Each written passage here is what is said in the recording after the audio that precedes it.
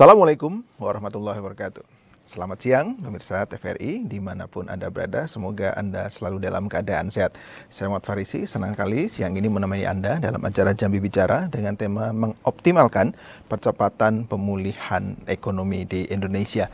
Ada dua narasumber yang akan berbincang bersama kita pada siang hari ini. Yang pertama saya perkenalkan ada Dr. Chandra Mustika. Beliau adalah pengamat ekonomi dari Fakultas Ekonomi dan Bisnis Universitas Jambi sekaligus Sekretaris ISEI, Ikatan Sarjana Ekonomi Indonesia Provinsi Jambi. Assalamualaikum, apa kabar Mas Chandra? Waalaikumsalam, terima kasih Mas Faris. Terima kasih nih sudah hadir di tengah kesibukan tentunya di kampus hari ini. Iya. Banyak ujian skripsi atau? Baru mampir tadi pas ditelepon, kita sempatin dulu ke TVRI. Wah, terima kasih ini. Menarik nih Mas Chandra, ini sangat kritis, jadi nanti banyak memberikan insight-insight bagi kita semua. Kemudian ada pelaku UMKM, Bu Pendrawati. Assalamualaikum, apa kabar? Assalamualaikum warahmatullahi wabarakatuh. Wah, ini Mbak Pendrawati ini juga pelaku UMKM di Jambi yang bisnisnya sudah sampai ekspor sampai ke Afrika. Pemirsa, wah, nanti kita kulik nih apa saja dan bagaimana strateginya, termasuk bagaimana permodalan yang sudah didapatkan dari pemerintah. Baik, saya ke Mas Chandra terlebih dahulu. Mas Chandra, ini menarik, pemerintah Republik Indonesia, Pak Prabowo kemarin mereshuffle beberapa menteri di kabinetnya, dan salah satunya yang di reshuffle adalah Ibu Sri Mulyani ya, Menteri Keuangan. Setelah 10 tahun lebih lah ya menjabat sebagai Menteri Keuangan. Dan menariknya menterinya ini beda jauh ini. Masapnya ya. Masapnya sepertinya. Kalau saya baca-baca, saya juga bukan backgroundnya ekonomi, tapi kalau saya melihat Bu Sri Mulyani sepertinya defend gitu ya. Kalau ibarat sepak bola, kalau Pak Purbaya attack gitu ya, menyerang, dan menggelontorkan anggaran 200 triliun ya ke Bank Himbara. Ini maksudnya apa sebenarnya? Mungkin yang orang ekonomi paham gitu ya, tapi kenapa kok dulu Bu Sri Mulyani menahan anggaran 200 triliun itu, kenapa kemudian menteri yang baru, apakah ini beda mazhab atau beda strategi atau apa ini kalau terkait dengan percepatan pemulihan ekonomi, Mas Chandra, gimana? Ya, seperti yang Mas Faris tadi sampaikan, ini beda mazhab ya kan, atau beda gaya. Ibarat sepak bola itu kalau kita merumpamakannya seperti Catenaccio Italia dengan total footballnya Belanda ya kan. Italia pertahanan grendel ya istilahnya. Jadi memang goals mereka sih sama menurut saya kan, tujuan utamanya ya mempertahankan kestabilan ekonomi ya kan, tujuan utama Bu Sri Mulyani maupun Pak Purbaya ya kan. Cuman mungkin dari sisi yang berbeda ya kan. Kalau awalnya kita lihat kalau dari periode sebelumnya kan memang Bu Sri Mulyani ini adalah Menteri Keuangan dari periode sebelumnya Pak Jokowi ya kan. Nah gayanya memang beliau sangat berhati-hati ya kan. Karena kita tahu bahwa dari ketidakstabilan ekonomi pasca pandemi COVID ini ya kan, memang beliau sangat berhati-hati, apalagi sekarang ini kan posisi anggaran kita defisit ya kan.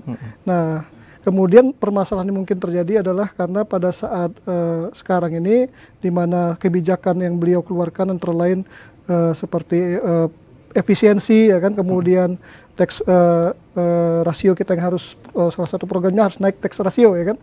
Nah implikasi-implikasinya memang membuat fiskal kita agak terbatas ya kan. Artinya multiplier efeknya itu membuat ada saluran dalam ekonomi itu yang istilahnya itu mampet gitu kan, karena istilahnya itu stimulus yang kurang ya kan. Nah padahal pada situasi yang sama saat itu yang telah beliau lakukan itu saldo anggaran lebih di APBN kita itu ternyata ada di rekening kas umum negara di BI itu 457 triliun. Nah dana ini memang belum digelontorkan ke perekonomian ya kan, istilahnya uang yang mengendap di kas negara di BI ya kan. Nah saya rasa dengan seperti itu yang terjadi ya kan, maka Presiden memang melihat kondisi ekonomi yang dimana berefek pada kemarin kita sempat bulan Agustus ya kan, terjadi masyarakat yang demo ya kan, kritis macam, termasuk rumah beliau sendiri yang menjadi sasaran ya kan. Ya karena memang efek efisiensi ini kan pemerintah daerah jadi transfer dikurangi ya kan, transfer daerah dikurangi, ya daerah mencari alternatif pembiayaan. Yang salah kemudian satunya naikkan pajak. yang paling Paling cepat mudah kan, paling mudah kan dengan menaikkan pajak. Salah satunya naikkan PBB seperti terjadi di mana-mana sampai ya? 250% ya kan. Nah ini kan membuat masyarakat demo atau apa ya kan, merasa tidak adil ya kan, apalagi pajak-pajak yang sangat menyentuh langsung ke masyarakat ya kan, ke menengah ke bawah ya kan, daripada menengah ke atas ya kan. Nah saya rasa memang Presiden sudah cukup bagus mengambil tindakan reshuffle itu ya, karena harus ada gaya baru ya kan, strategi baru lagi yang perlu kita ambil di perekonomian ya kan. Kalau strategi ini sudah tidak ampuh lagi untuk menghadapi perekonomian sedang mampet ini ya kan, yang memang kita ekonomi tumbuh ya kan, tapi spreadnya itu lebih ke atas daripada ke bawah ya kan, karena banyak sekali kita lihat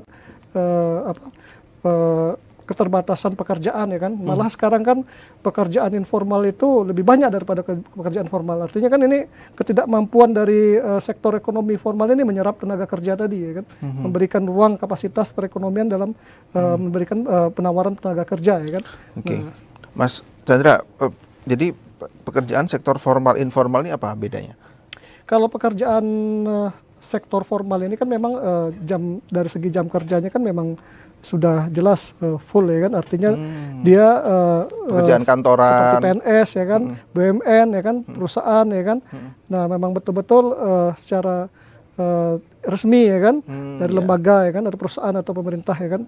Tapi kalau informal ini kan memang pekerjaannya seperti yang uncertainty lah, artinya kan pendapatannya itu tidak pasti kan. Kalau pekerjaan formal itu kan udah jelas ada teksnya sebulan berapa, salary berapa, kemudian berapa ya kan, gajinya ya kan. Nah kalau informal ini kan seperti istilahnya tuh kata orang pekerjaan serabutan gitu kan.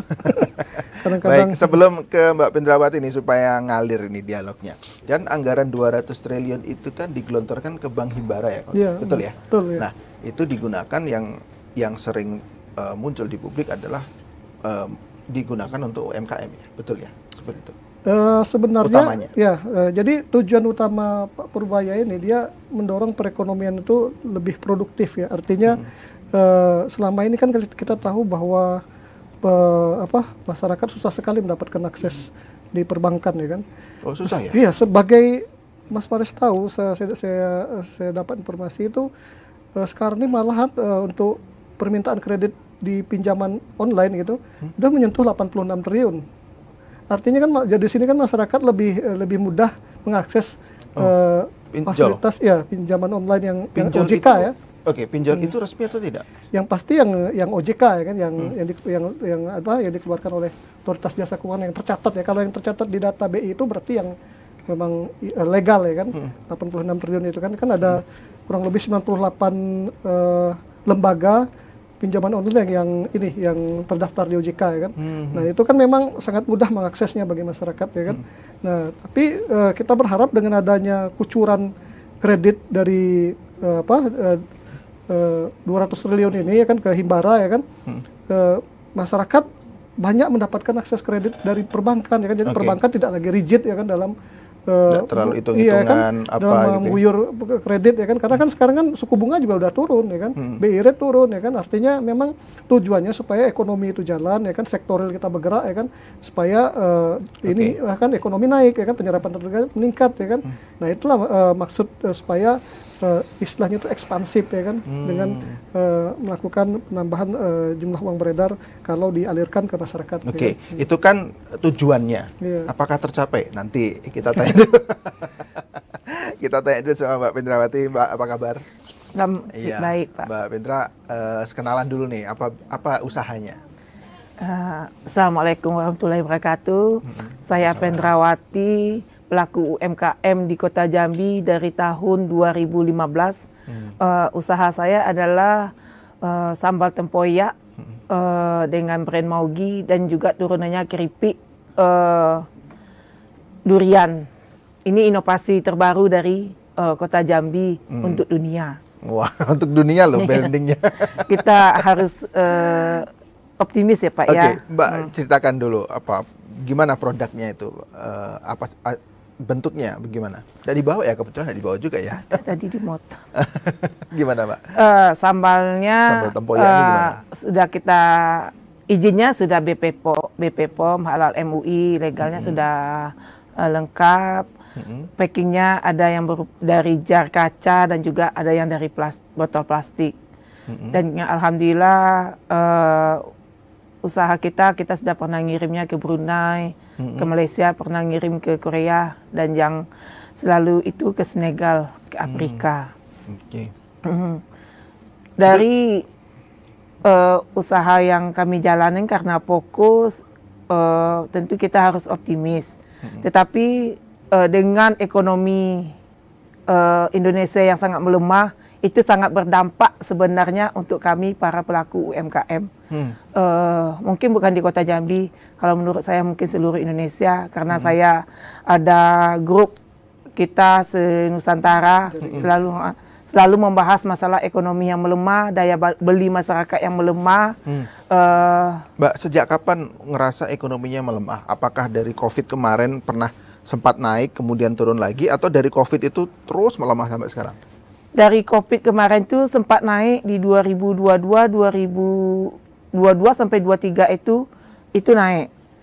2024 mulai pemilu, kita mulai pilgub itu sampai endingnya bulan 8 kemarin itu sangat menurun.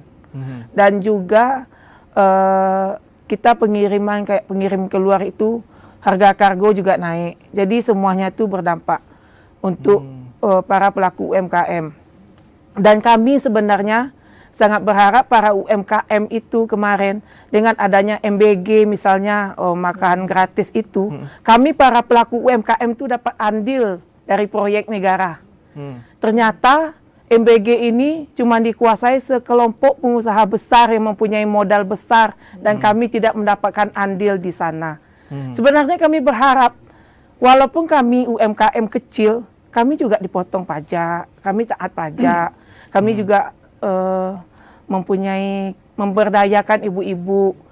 Secara tidak langsung, kami mengangkat, menurunkan angka kemiskinan, khususnya untuk ibu-ibu yang tidak mempunyai penghasilan. Oke, Mbak Pendra, sebentar saya tanya. Kayak ini bukan orang ekonomi ya. Jadi namanya UMKM ini apa? Dan apakah usaha itu ada kelas-kelasnya? Maksud saya begini, dengan Mbak yang sudah sampai ekspor, apakah itu masih bisa disebut UMKM gitu maksudnya? Bukannya udah bisnis kelas kakap gitu? Atau gimana? Kalau UMKM, kalau menurut kami mungkin kita ada kategorinya ya Pak ya. Mungkin nyari yang bawah, mungkin yang maksudnya dari modal berarti dari ya? modal karena jual dapat ini gitu kan. Untuk yang mungkin istilahnya itu seperti pedagang kaki lima, itu kan dikatakan UKM. Tapi kalau kayak seperti kami ini, kalau dibilang pengusaha belum Pak. Karena apa? Kami bukan kontraktor. Walaupun menjual kan kami masih berdagang, menghasilkan ini. Cuman seperti yang skala kami, ada beberapa kawan UMKM itu, kami kan tetap butuh kepastian dari pemerintah. Khususnya di perbankan yang sekarang lagi trending di Menteri Keuangan kita. Kita meminjam ini. Memang peminjaman untuk UMKM itu yang penting B-checking kita bagus, nama kita bagus, tetapi itu di bawah itu tetap permasalahannya ribet. Walaupun kemarin ada di Bank Indonesia di bulan Juni kalau tidak salah, kita ada pertemuan diadakan Bank Indonesia dengan beberapa perbankan, dan mereka di salah satu bank seperti Bank BRI, kami untuk UMKM ada mengalokasikan dana untuk mobil.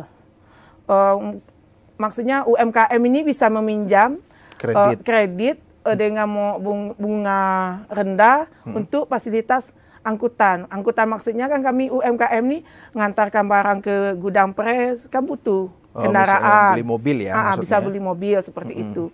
Tetapi kenyataan setelah kita datangi bank itu, oh itu tidak ada Bu, gini-gini, dengan spekulasi yang berbeda. Inilah Indonesia, dan inilah yang harus kita perbaikin.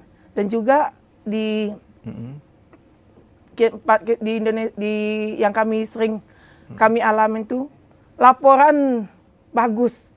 Setiap kita seminar, laporan pasti yang bagus-bagus. Laporannya siapa ini maksudnya? Misalnya dari perbankan ini ada gebrakan ini, dari Bank Indonesia ada gebrakan ini, seperti itu. Itu kan cuma laporan, tapi eksekusinya sangat berbeda.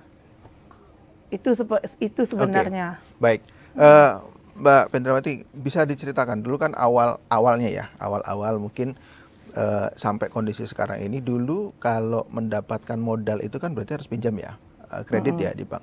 Nah, gimana caranya kredit dan bagaimana mekanismenya kreditnya? Apakah mudah? Ini secara umum ya Mbak, artinya bukan Mbak aja, mungkin dengan teman-teman yang lain itu bagaimana kondisinya? Apakah mudah atau susah? Sehingga tadi Mas Chandra bilang kok lebih mudah pinjam lewat pinjol ya? Nah, sebenarnya kondisinya gimana? Tapi nanti menjawabnya. Kita tersedia dulu pemirsa, jangan kemana-mana, tetap di Jambi Bicara.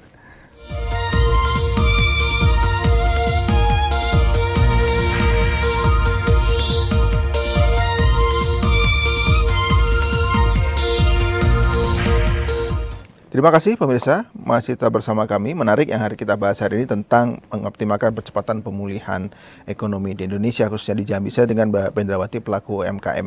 Mbak Pendrawati tadi sudah banyak menyampaikan keluh kesah lah, kira-kira begitu. Nah, kalau kita bicara pelaku usaha Mbak, gimana caranya mendapatkan modal dari dulu ya, awal Mbak usaha sampai sekarang? Apakah polanya sama atau ada kemudahan untuk bagi pelaku UMKM? Dari 2015 ya? Dari 2015 itu karena kita UMKM itu ya modalnya modal sendiri, modal apa adanya. Produksi, jual. Berapa itu Mbak, kalau boleh tahu? Kalau dulu saya di 2015 tuh dengan modal awal tuh 800.000. Oh, oke. Jadi targetnya masuk swalayan 1, besok ada keuntungan masukin lagi seperti itu. Kita ininya promosinya. Kalau meminjam masalah di perbankan ini, saya itu 2018. 2018 itu pun karena sudah binaan Bank Indonesia WUBI, Wirausaha Unggulan Bank Indonesia. Yeah. Dan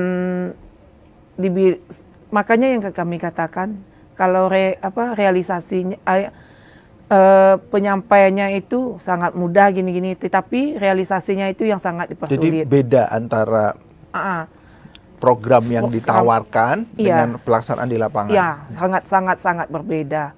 Apalagi peminjaman itu sekarang kita harus minjam bank, itu harus tahu tetangga, saksinya seperti itu. Berapa Mbak plafon anggarannya yang boleh kalau untuk UMKM? Sampai berapa? Sebenarnya gini, plafon untuk UMKM 500 juta. Di 500 juta itu seandainya kita peminjaman pertama sudah 50 juta, berarti kan sisa 450. Nah, baru itu. Sementara Pak, kami UMKM sekarang kan ada memakai mesin untuk sterilisasi. Itu harga mesin aja, satu mesin itu sudah sampai 300 juta, minimal 120. Kalau kita cuma dapatnya permodalannya cuma sekitar 150, kan kita harus numbuk juga Pak. Nah, sementara katanya kita tengok ya, entah benar ini di media si A tertangkap karena memakai dana kur. Alangkah sebenarnya baiknya itu sebenarnya dialokasikan memang benar-benar UKM dan usahanya yang sudah berkembang dan jangan dipersulit. Kan kami ini istilahnya itu pemangkas inilah pengangguran. Karena ini Pak, dengan modal cuma 400.000, kami sudah bisa bikin keripik misalnya 30 bungkus dengan harga 16.000. Regulasinya kan seperti itu. Nah, tetapi kan kalau kami meminjam di perbankan, itu ada salah satu bank yang mendapatkan dana yang masuk Sambara dari Menteri Perbaikan. Itu kalau Hibara itu kita minjam tuh harus tahu tetangga, minta nomor tetangga kiri dan kanan, minta nomor Pak RT. Sementara yang mau minjam kan kita, yang mau bayar kan kita, seperti itu Pak. Kan dia sudah, kita ada anggota sertifikat. Apa aja syaratnya Mbak kalau mau pinjam seperti itu? Syaratnya sekarang kan nomor izin berusaha NIB, sertifikat yang pasti. Sertifikat apa ini? Ya rumah. Kalau tanah agak lama prosesnya. Sertifikat. Jadi kalau kita UMKM yang tidak punya, taruhlah UMKM mau mulai usaha tapi mengontrak, kan ada sertifikat tanah, tidak ada sertifikat kendaraan, kan tidak ada Pak. Ya ujung-ujungnya kan memang larinya ke pinjol apa sopileter. Makanya jadinya ujungnya kita be-checking kalau lambat bayar kan. Nah, seperti itu. Jadi itu sebenarnya harus tuntaskan. Dan kemarin Kalau dipinjol memang gampang. enggak, saya karena memang saya pelaku ini tapi saya tidak pernah karena memang menjaga nama dari be-checking. Sepertinya gampang. Karena cuma modal nomor HP atau KTP atau apa seperti gitu ya. itu. Oke, kalau di bank-bank Himbara tadi, Mbak pernah pinjam di situ? Ya pernah. Berapa? 200. 200. Oke. Apa namanya? Bunganya berapa? Kira-kira berapa persen pengembalian? Kur itu berapa ya? Kur ya, berarti Ya, dari kur. 6%. 6% ya. Dan lancar sampai saat ini. Artinya sebenarnya kalau usahanya Lancar. bagus, tidak ada masalah ya. Artinya dengan Lancar. suku bunga segitu itu sudah pas, ketinggian atau apa? Ini sebenarnya pembayarannya lancar. Tetapi begitu kita mau ngajukan lagi kredit, mereka sudah mau menggiring kita tuh ke suku bunga biasa. Ke suku bunga yang pengusaha punya, mungkin kontraktor, mungkin ini. Konvensional, Mereka menggiring konvensional dari kita oke. kur. Jadi pinjaman itu ada banyak ya? Ada kur, ada yang Iya. gitu ya? Ya, konvensional. Gimana Mas Chandra? Mungkin bisa jelasin Mas Chandra.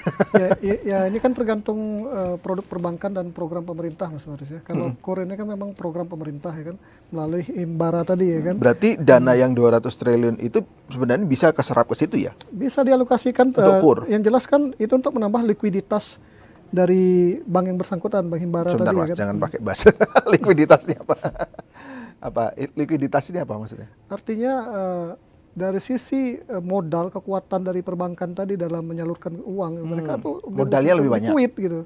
Jadi secara keuangan mereka itu bonafide lah gitu. Oke, punya modal jadi yang lebih banyak. dipercaya oleh pihak ketiga bahwa bank tersebut dia punya modal untuk menyalurkan kredit tadi ya kan. Nah, jadi harusnya menurut Mas Chandra 200 triliun itu tadi kan kita tanya nih apakah benar-benar bisa tepat sasaran kalau tujuannya untuk menggerakkan ekonomi sektor real kan? Ya, jadi memang Kementerian Keuangan harus setahu saya Gimana memastikan itu? Pak Purbaya sudah mengevaluasi ya kan, mewanti-wanti bahwa uang ini gunakan untuk kredit pembiayaan diutamakan untuk UMKM ya kan.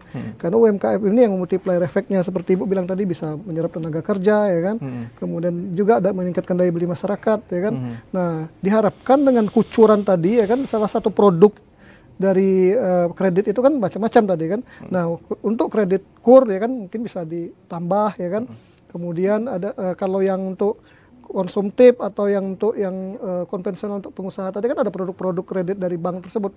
Itu kan bunganya berbeda-beda itu. Paling kecil itu biasanya KUR ya kan, usaha mikro ya kan. Nah, itu memang program pemerintah ya kan. Dan itu bisa dijalankan oleh Himbara. Harusnya dengan uang sebesar itu ya, setahu saya kan untuk Bank Mandiri itu 55 triliun ya kan, BRI 55 triliun, kemudian BNI 55 triliun, BTN 25 triliun, sisanya Bank BSI 10. Bank Himbara itu saja ya? Ya. Hanya itu saja? Ya. Oke. Nah, kan menarik nih kalau kita bicara mengenai perbankan gitu ya. Sebenarnya sudah mau diundang tapi katanya belum benar-benar ini apa namanya? Anggaran belum sampai gitu kan. Nah, artinya gimana Mas Chandra memastikan bahwa apa yang disampaikan oleh Mbak Pendra tadi, kalau anggaran ini benar-benar sampai turun kurnya mudah, artinya bisa bunganya lebih ringan dan modalnya lebih besar, plafonnya lebih besar dengan bunga yang lebih ringan dan proses kreditnya yang lebih mudah. Gitu dah harusnya. Iya. Kan sekarang ini apalagi kecenderungan kita kan BI menurunkan suku bunga ya kan, otomatis suku bunga pinjaman harusnya turun Mas Maris ya kan. Karena BI rate kita sekarang sudah di bawah 5% loh, 4,75. Baru turun kemarin 0,25 basis point kan. Artinya memang ini untuk menggerakkan sektor real. ya kan? Tujuannya supaya UMKM tadi bisa mendapatkan bunga yang lebih rendah, ya kan? Nah ini memang harus Kementerian Keuangan dan Bank Indonesia betul-betul mengawasi perbankan ini dalam menyalurkan kredit, ya kan? Dengan setiap bulan atau setiap per semester itu dievaluasi tingkat penyerapan kredit di masyarakat. Karena kita tahu bahwa akhir-akhir ini memang pertumbuhan kredit kita memang melemah, ya kan? Karena ya tadi saya bilang, walaupun ada loan supply tapi loan demand-nya ada, ya kan? Agak susah, ya kan? Ini supply-nya tinggi nih, supply kredit, ya kan? Demand-nya rendah, ya kan? Nggak juga jalan penyerapan kredit itu, ya kan? Nah, Mas, tadi kan kalau lihat Pak Purbaya kan kadang-kadang menterinya cowboy ya, ngomongnya ceplas-ceplos gitu kan. Nah, kayaknya perbankan ini mainnya hanya di kreditnya untuk yang istilahnya level-level, bukan yang untuk istilahnya Mas Chandra ya, kalau ekonominya ya. Akhirnya bermain di aman lah kira-kira begitu ya. Investasi yang aman. Investasi yang aman. Nah, kenapa tidak bermain, bukan bermain ya, kenapa tidak lebih banyak menggelontorkan anggaran untuk KUR seperti itu? Apakah ribet? Karena faktor ribet, faktor takut kreditnya macet atau apa? Gimana? Jadi saya baca statement Pak Purbaya itu kan. Jadi dia bilang kalau tidak mau kalau bermain aman ya wajar aja, bisa setiap weekend direktur-direktur Bank Himbara bisa bermain golf katanya setiap Sabtu dan Minggu kan. Karena dia tidak mau ambil risiko, ya kan, hanya bermain di surat utang negara, mengalokasikan uangnya hanya untuk investasi yang bersifat aman, ya kan. Tapi kan itu kan tidak menyentuh ke masyarakat, ya kan. Yang multiplier efeknya itu ya penyaluran kredit ini kan, bagaimana mereka di push, ya kan, supaya targetnya harus 55 triliun ini bisa terserap ke masyarakat. Tapi ya kan? mungkin enggak, kok kayaknya perbankan pada banyak sekali nih. Ya kalau itu saya bilang tadi kan, kalau secara teoritis kan memang penyaluran kredit itu ada 5C dan 7P lah istilahnya itu kan. Apa itu? Harus ada karakternya, condition, seperti Ibu bilang tadi kan. Ini diperiksa BI checking segala macam, ya kan, kolateral, ya kan, harus ada jaminan, ya kan, segala macam. Rasanya kalau sudah jaminan sudah ada, ya kan, kemudian tidak bebas BI checking, ya kan, itu sebenarnya dua syarat itu saja udah teoritis, ya kan. Tapi kan kadang-kadang ada faktor lain yang kadang-kadang yang membuat agak rigid perbankan. Misalnya istilahnya itu rasio debt-nya, ya kan Bu ya. Misalnya Ibu ada minjam Shopee Paylater gitu kan. Nah, walaupun lancar, ya kan, tapi tercatat di sistem mereka nganggap tidak mau menyalurkan kredit, ya kan. Padahal Shopee Paylater itu juga OJK, ya kan, yang istilahnya itu resmi, ya kan. Nah, kadang-kadang kan masyarakat kita sekarang kan hidupnya sekarang di handphone semua, Mas, ya kan. Artinya pembiayaan digital itu sekarang semuanya ada di handphone. Mengakses itu gampang sekali, ya.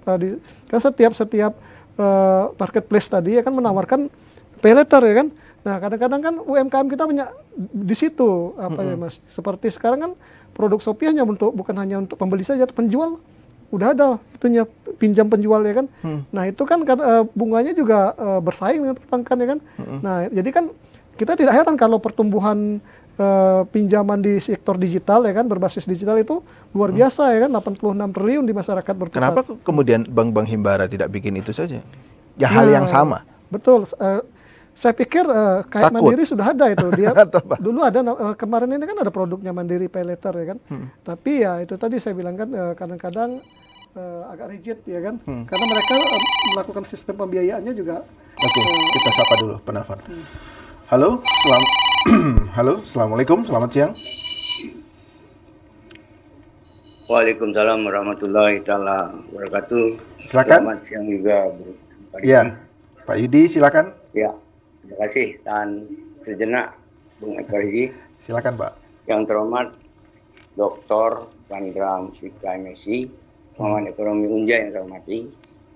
Ada Ibu pelaku UMKM Pendrawati, ya. Ini luar biasa nih. Jadi kita berikan apresiasi, ya, karena kuat, wanita kuat.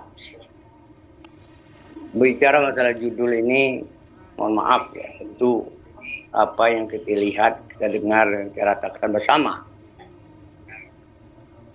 Ditambah lagi pengamatan ekonomi. Ekonomi global, pertumbuhan ekonomi dunia tidak baik-baik saja. Semua menyatakan demikian. Nah, perang di mana-mana terjadi, berlangsung terus, perang tarif, perang dagang, instalasi perang terus terjadi. Itu penyebab. tentu berdampak kepada pertumbuhan ekonomi Indonesia dan negara-negara berkembang lainnya, termasuk Jambi.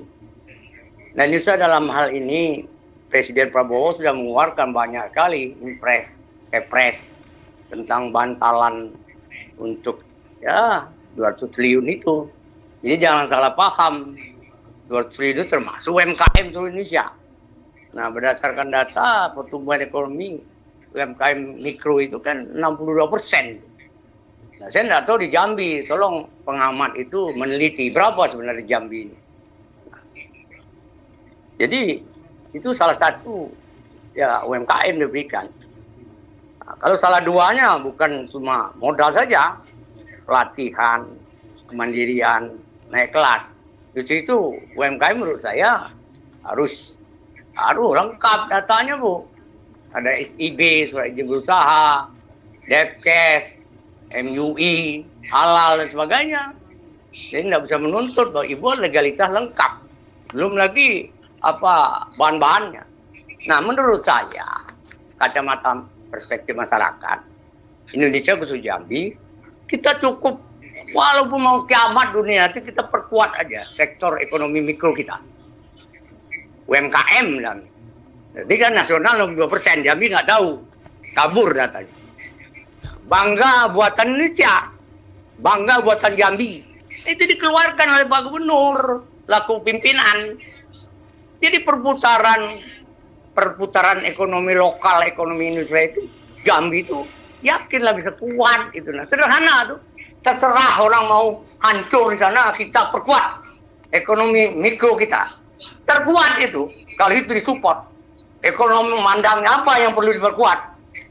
Ya modal-modal kadang-kadang orang jadi modus. Bapak-bapak Ibu narasumber pura-pura jadi UMKM. Dia hanya minta modal, terus beli HP dia.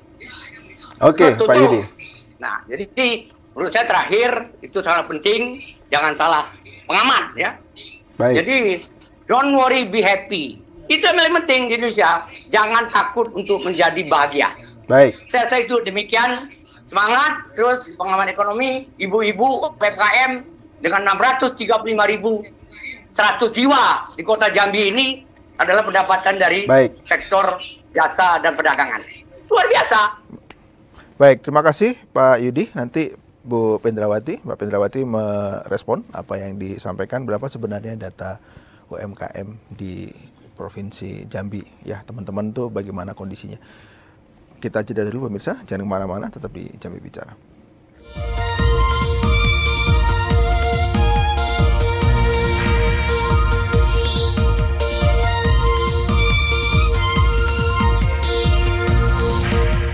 Terima kasih pemirsa, masih tetap bersama kami. Kita lanjutkan kami, Mbak Pendrawati. Tadi ada penelpon Pak Yudi di Telanai, mungkin bisa direspon bagaimana kondisi global tadi ya, itu banyak perang dan lain-lain. Apakah berefek juga ke ekspor? Apakah ekspornya berimbas terhadap kondisi perekonomian global? Iya, itu secara tidak langsung sangat berimbas juga Pak dengan ekonomi kami UMKM dan juga semuanya berimbas ya Pak ya. Mungkin zamannya dulu Pak SBY, misalnya saya memang belum jadi UKM tapi saya sudah dengan kawan-kawan selalu mengatakan kita ini UMKM enak zamannya Pak SBY. Yang seperti kita ketahui memang Pak SBY kan sering menaikkan gaji ASN sehingga memang mereka berbelanja ke kita UMKM. Gitu efeknya. Jadi, ya itu efeknya.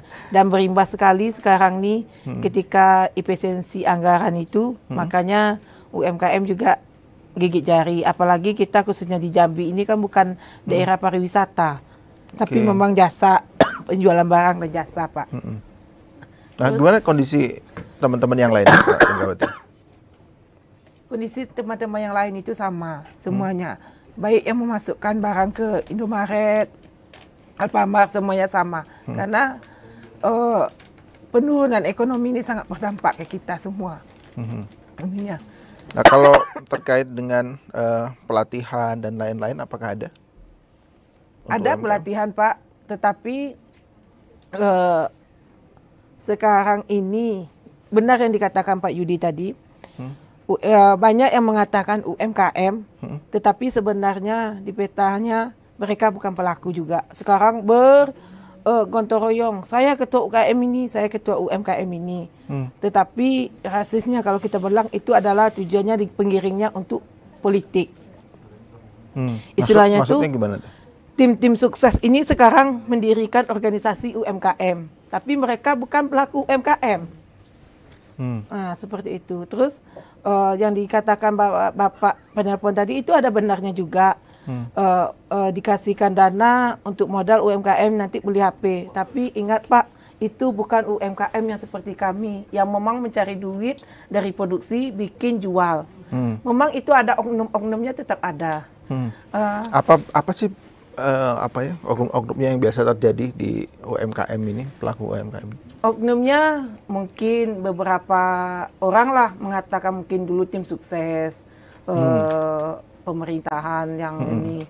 Jadi begitu mereka ini, kami ini UMKM, jadi kami UMKM. Jadi kami yang benar-benar pelaku UMKM ini tidak tersentuh dengan program itu.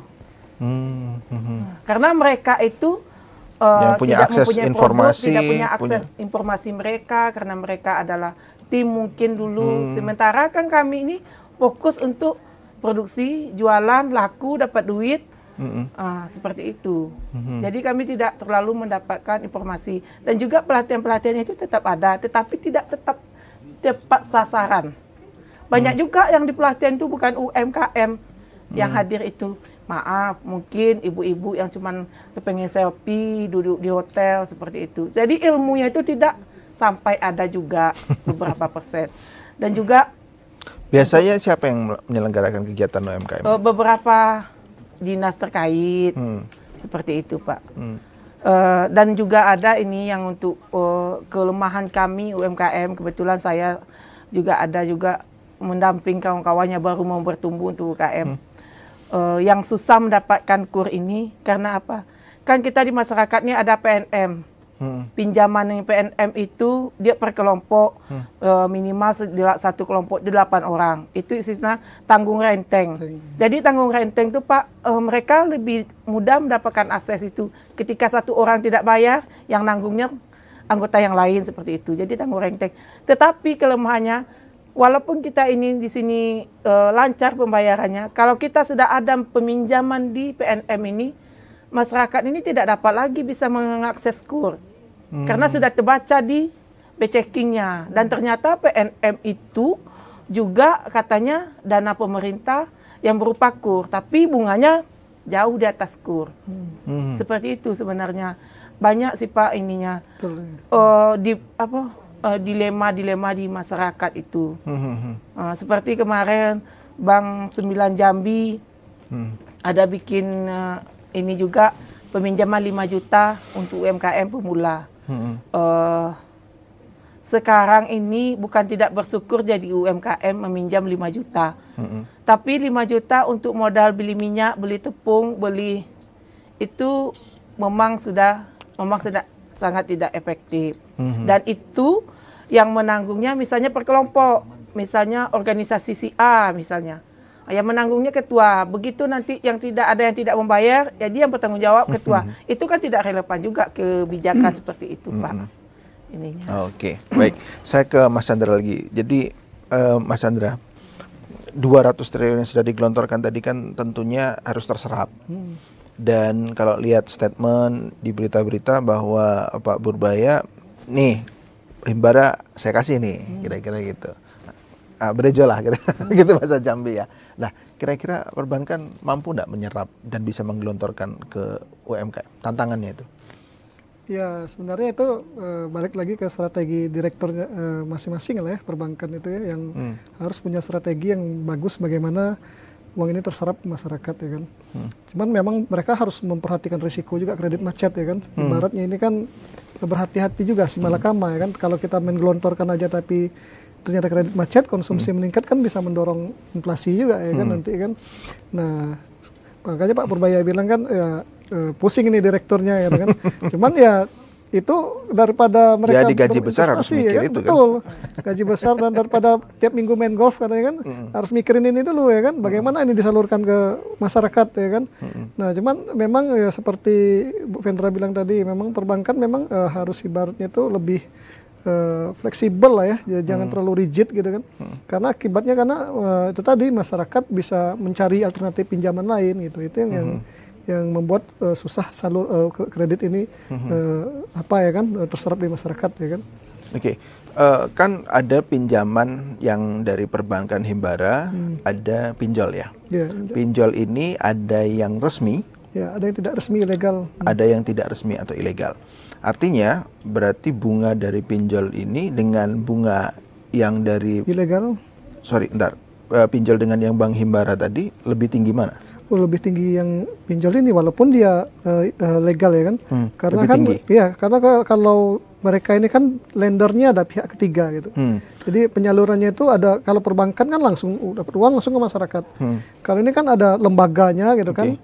Dia dapat dari bank lagi ya kan, pinjaman dan dia dipinjamkan ke masyarakat. Mungkin enggak ada permainan bahwa dari Bank Himbara ini justru mendanai pinjol, bukan langsung mendanai langsung ke masyarakat? Kalau setahu saya ya kan, yang masih baik yang menjadi lender itu ternyata bank swasta ya kan.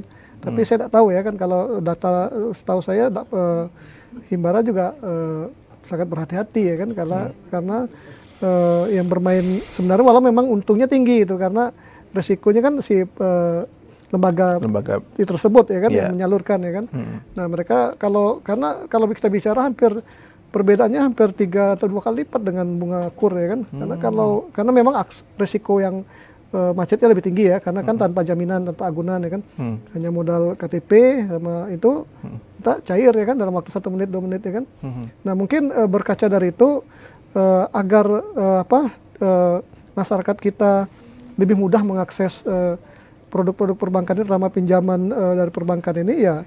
Fleksibilitas tadi yang mungkin ya kan, kalau tidak terlalu rigid dalam memperlakukan pencairan persyaratan kredit ya kan, seperti yang Ibu bilang tadi ya, yang pinjaman tanggung renteng ya kan. Kan kalau salah satu yang macet berdampak ke yang lain itu kan agak sulit ya kan kalau membuat kebijakan seperti itu ya kan. Kemudian terkait dengan misalnya kalau si nasabah itu sudah di BI checkingnya bagus, ada agunan ya kan, itu saya rasa ada agunan, BI checking bagus, ya nggak apa-apa ya kan, cairkan aja ya kan. Karena daripada masyarakat kita mencari alternatif, apalagi yang ilegal ya Mas ya. Kalau legal itu lebih parah itu ya kan. Itu bisa banyak sekali terjadi kasus-kasus masyarakat ya kan, bunuh diri segala macam ya kan, karena luar biasa ya kan, bunganya sampai 20 kali lipat ya kan.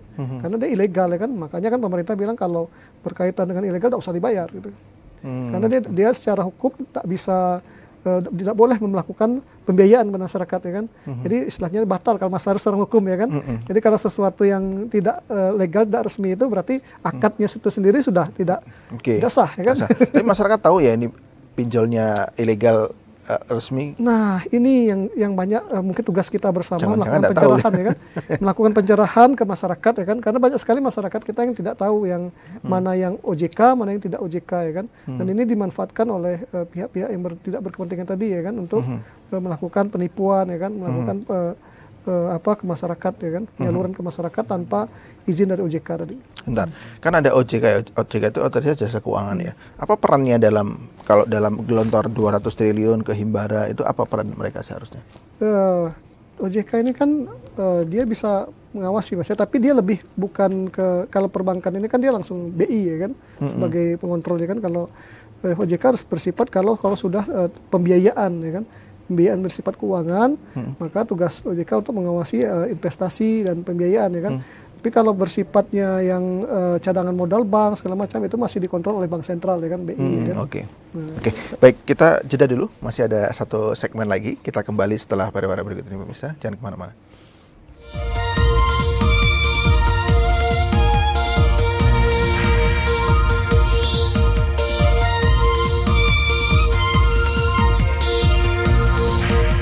Terima kasih pemirsa, kita berada di penghujung Jambi Bicara pada siang hari ini. Mbak Vendrawati, silahkan apa yang disampaikan terkait dengan harapannya dengan ada dana kucuran 200 triliun kepada Bank Himbara, mudah-mudahan apakah UMKM juga mendapatkan kemudahan untuk mendapatkan permodalan? Harapan saya untuk pengucuran dana di Bank Himbara ini, khususnya mungkin yang 50 juta ke bawah, mungkin bisa memakai BPKB motor saja dan itu dipermudah. Walaupun story-nya dulu pernah B-checking, namanya kehidupan ini pasti tidak mulus saja. Yang penting mereka membayar, walaupun ada story-nya tapi itu dilunasin. Dan untuk pemerintahan khususnya Pak Menteri, mungkin untuk UMKM yang limitnya cuma 500 juta, mungkin bisa ditambah limitnya jadi 800. Jadi masih bisa UMKM untuk mendapatkan mesin atau untuk mengembangkan usaha lebih luas lagi seperti itu. Terima kasih Mbak Fitra. Singkat saja Mas Chandra, terakhir. Ya, kita berharap Mas ya dengan kebijakan ini memang bisa mendorong perekonomian kita lebih produktif ya kan. Jadi sektoral kita berjalan, penyerapan tenaga kerja ya kan. Karena otomatis perbankan didorong khususnya Himbara ya kan untuk menyalurkan kredit ini ke UMKM khususnya ya kan. Sehingga UMKM ini diharapkan dapat mendorong pertumbuhan ekonomi ya kan melalui agregat demand tadi ya kan, melalui investasi, konsumsi ya kan, dan akhirnya itu bisa menetes ke bawah ke masyarakat. Oke, baik. Sekali lagi terima kasih Mas Randa, dosen Fakultas Ekonomi Bisnis Unja, dan Mbak Fitrawati selaku pelaku UMKM. Demikian tadi dialog kita pada siang hari ini. Terima kasih pemirsa atas perhatian Anda. Saya Muhammad Farisi. Assalamualaikum warahmatullahi wabarakatuh. Sampai jumpa. Waalaikumsalam.